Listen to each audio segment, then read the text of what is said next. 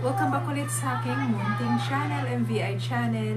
Medyo matagal tayong hindi nakapagawa na kapag-upload ng mga video dahil na busy ako.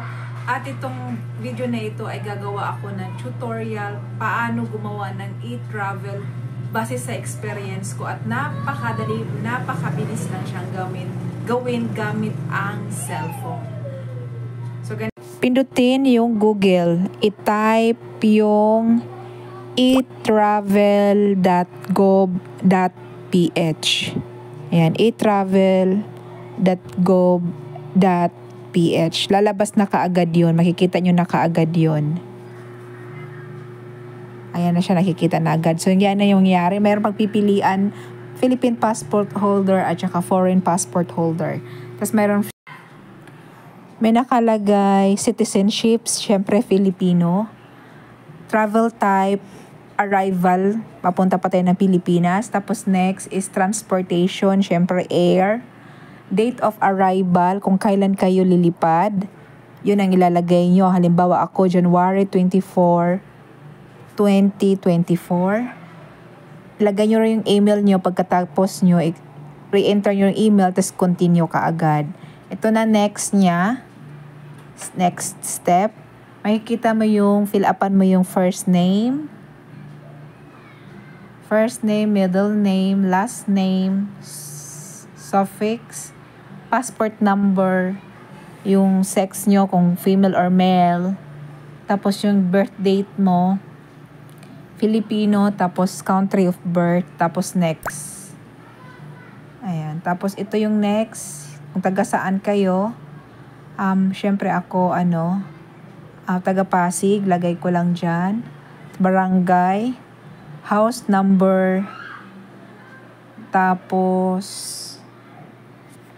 ayan, yung house number, tapos in-next mo na. Dito sa travel details, meron kang pagpipilian yan. Fill upan mo lang lahat ng mga nandyan.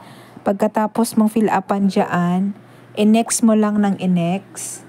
Tapos sa susunod, meron ka ulit na fill upan, meron kang pagpipilian kung ano mga doon. Residence, ganyan. Tapos saan kang probinsya. Siyempre Metro Manila ako. Hanapin ko lang yung Metro Manila. Tapos city, municipality.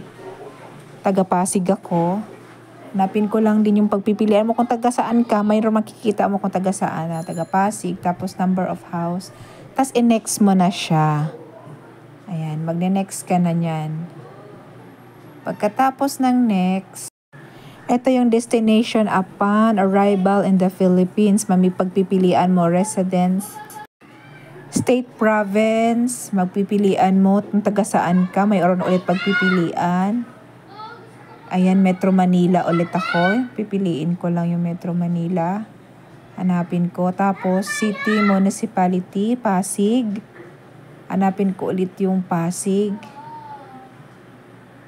Ayan, city of Pasig. Number of house. Lagay mo na lang dyan. Pindutin ang next. Ayan, pindutin ang next. Tapos, ito yung lalabas. Health declaration. May nakalagay dyan country. Tapos may pagpipilian yes or no. No ka lang, dalawang no dyan. Tapos next mo siya. Pagkatapos ng next, makikita mo yung ganito. Yung lahat ng mga finilapan mo. Tapos congratulations, lalabas na itong ganito. Ito na yung QR code mo. Ayan na siya.